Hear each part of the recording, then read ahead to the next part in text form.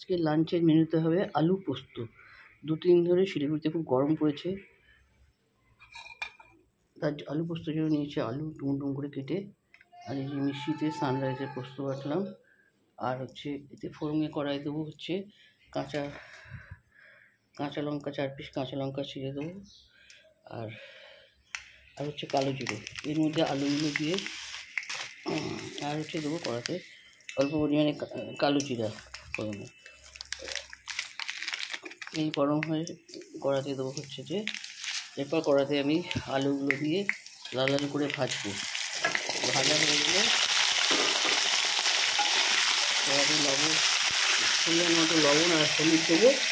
এই দিয়ে আজকে আলু পোস্ত হবে।